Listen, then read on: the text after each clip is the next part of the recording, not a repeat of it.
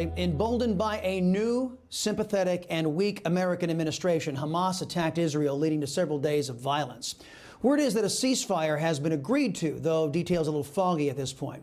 Israeli Defense Minister Benny Gantz, in the meantime, is vowing that his country is prepared and willing to expand the operation as needed in Gaza as Hamas continues to fire rockets at Israeli citizens.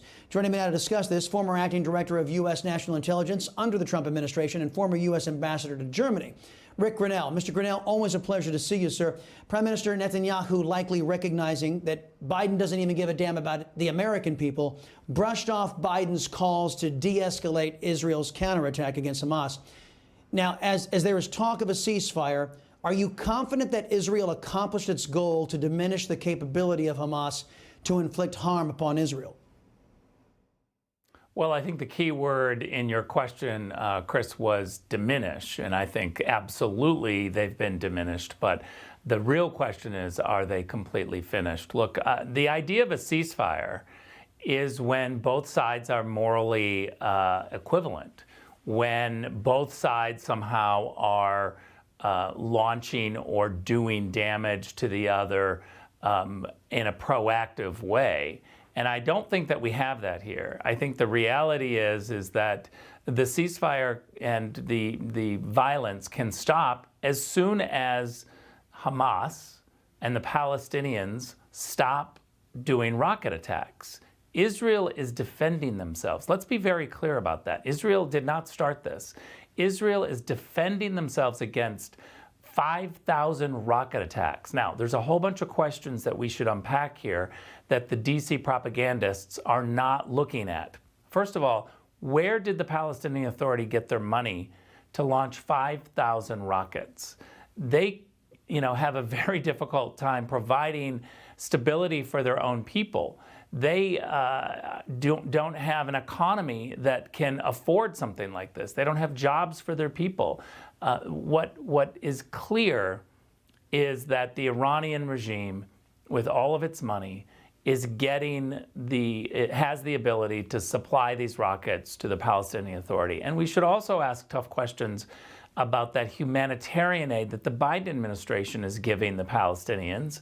That is always a recipe for disaster because the government does not take that money and do proper things with it. Let me just give you an example. In 2005, Abbas was elected, and he was elected to a 5-year term. Now, he's still in his seat. He's still in office. He's in his 15th year of his 5-year term. We don't have a representative government there. Right. War breaking out in the Middle East after President Trump leaves office and Biden got in. Do you think it's a coincidence? Look, I think that there are a whole bunch of areas and people that are testing the Biden administration. You look at the troops on the border in Ukraine. You look at what the Chinese are doing. You look at the North Koreans. We've got a variety of areas besides the Middle East and Iran that are testing this administration. And I think that time and time again, Biden just keeps reminding the world that he's incredibly weak. Indeed. Biden administration has waived all sanctions against the company overseeing the building of the Russian Nord Stream 2 gas pipeline that runs to Germany. Listen to how Texas Senator Ted Cruz reacted to this news.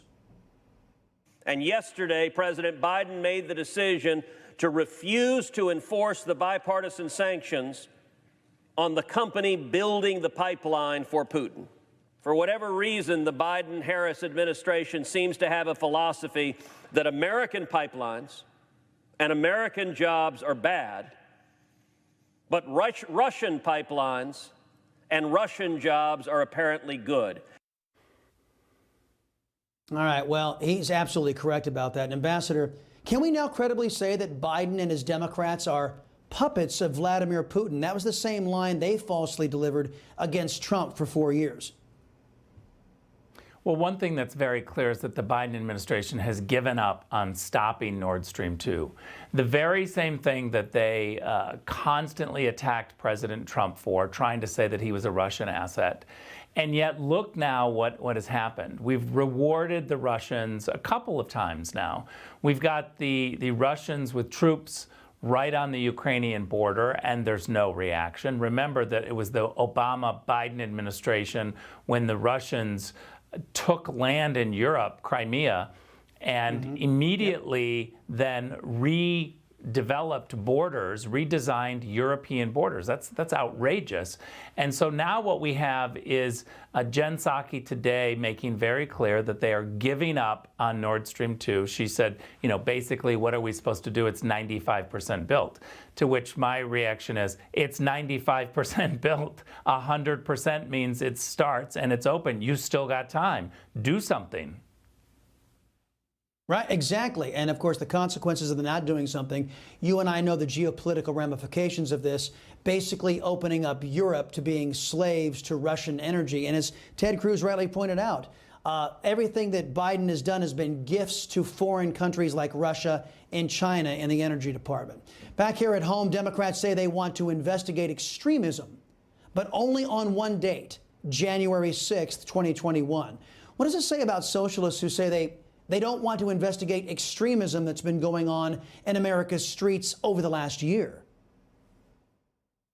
The problem that I have with so much is that so much of this is that we expect politicians to be hypocrites, but we don't expect the media in America to be so full of propaganda that they're a wing of the ruling party. If the media behaved this way in other countries, I can tell you, as someone who's been at the State Department for 11 years, we would be calling them out. We would say to the ruling party, you can't be so cozy with the media. You're not a free and fair system when you do that. The propagandists in D.C. are working overtime to protect the ruling party, to protect Biden. That, to me, is the biggest problem here. You can't really blame politicians for acting like politicians. Rick Grenell, always appreciate you cutting through the noise here on the Chris Salcedo Show. We appreciate it. Hey, I'm Rob Finnerty. Thanks for watching. If you enjoyed this video, please join the conversation in the comments below. Don't forget to subscribe, too. Hit the bell icon to be alerted to breaking news. And remember, there's a whole lot more on Newsmax TV, America's fastest growing cable news network. Newsmax TV, where real news for real people.